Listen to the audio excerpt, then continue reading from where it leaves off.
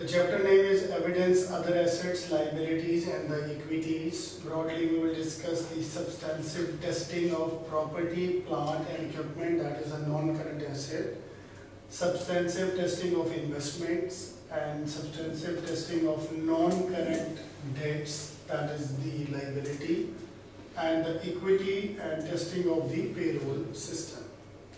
Now, we are very clear what is substantive testing. Substantive testing is the detailed testing of the transactions, and one term we use, that is analytical procedures, which is to compare and make certain relations to see, like this year, last year relation of sales with the assets, like a typical ratio analysis.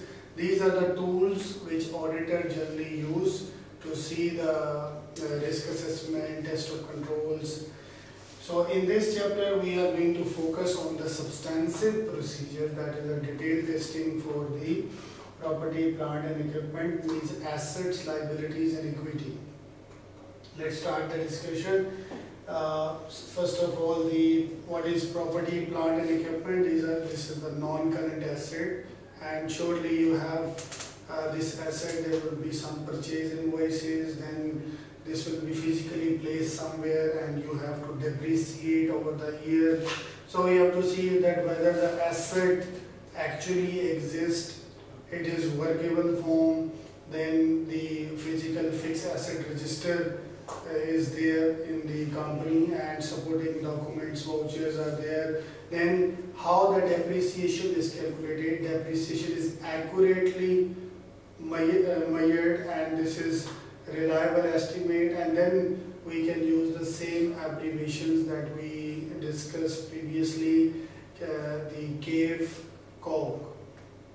So first of all, we have to see the completeness, that all transactions are completed and recorded in the system.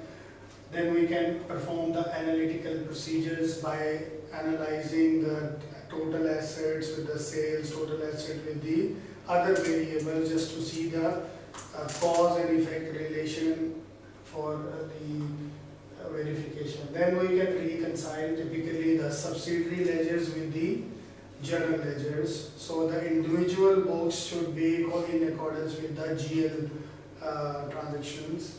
Then analyze repair and maintenance, because these are the non-current assets. So the repair part is mandatory. So if there is one asset, and it should be supported by the repair and maintenance agreements, and we can see, okay, if there is one asset, what is the repair daily, monthly or yearly will be on that assets. First of all, you have to see the accuracy, have the amount for specific accounts has been recorded appropriately. For that, include amount classification in the management representation letter. Valuation and allocation. The value that is given to this account is accurate. Balances are in accordance with GAAP, generally accepted accounting principles, and we should link it with the recognition, how to recognize the asset, and assets are recorded at lower of cost or the market value based in US GAAPs. In IFRS, assets are recorded at lower of cost or NRV, that is net realizable value. But in US GAAPs, we should keep the difference in mind. This is lower of cost or market value. Then we can inspect the records for the purchase. We can vouch additions and disposals, this addition in the assets and the disposal of the assets, which will supplement that this asset was bought in 2002, sold in 2009, so you can counter-reference the addition and deletions. Then you can test the depreciation, that how it is calculated. You can see the consistency, that every year straight line, same method is used. Then you can see the existence, assets physically exist, like we do it in the case of inventory, that we observe the stock take, we go to the location, we saw physical stocks are there. Same for the assets, we can we can inspect the plant additions. Then for the depreciation, we can have a cutoff. That for calculation, the depreciation 31st December is the cutoff. We can see the movement of addition, deletion before and after the cutoff period in continuity to see that there is some window dressing has been done with the financials. So cutoff period is very important. Like for a fiscal year 1st January to 31st December, the cutoff is 31st December. Now it's always recommended and it's a positive approach to see after the cutoff, that is there any significant transactions took place which reflects the previous year's transactions. So this is how the auditor can analyze in a better way. Then test the cutoffs, addition and disposal near year and should be tested to ensure recording in the proper period. Rights and obligation, do the entity has the right, this is their asset or it's a leased asset, they put it in their accounts, and this asset is outsourced asset, they have sold it, they are using it as rentals. Like these things we have to see the rights and obligation, examine title and leases, inspect insurance policies, inspect property tax records. It will show you that property is in the ownership of whom and who is paying the tax. And occurrence is that if the transaction related to property, plant and equipment occurs and it actually incur or not, and this is what we have to check. Classification and understandability, is the property properly classified in the proper account and was it an asset for the company? For example, if we are a company, we make cars. So car for us is not an asset. This is a stock, we kept it to sell. So for us it's a normal sale item. It's an inventory, it's not a fixed asset, current, non-current asset. So this we have to see that the asset is properly classified. Then for that we should read the financial statement, because financial statement will show you the fixed asset schedule. This schedule will have the opening assets, closing assets, then the opening depreciation, closing depreciation, and the book values of last year and this year. So it will supplement our investigations. Now, and what else you can do is you can make inquiries from the management about the disclosure and other reporting issues. Let's discuss the substantive testing of an investments. First of all, the following balances are included in the audit plan. What are those? Non-current items, current items, derivatives and hedges. What is non-current items? These include capital stock or other equity interest reported using the fair value or equity method, because this is an investment. Investment can be for a shorter period of time, it can be a longer period of time. So you can see the current item, non-current items, and some investments are done in the shape of financial instruments, which we discussed in BEC, that there are future transactions, there are forward transactions, there are swappings, there are hedgings, yes, which works as a financial assets or a financial liability. So current items include trading held to maturity and available for sale security. These are, we bought it for 3 months, 2 months, that is current investment. That we have some subsidiary which is held to sale for 3 months, 6 months, we show it in the current portion.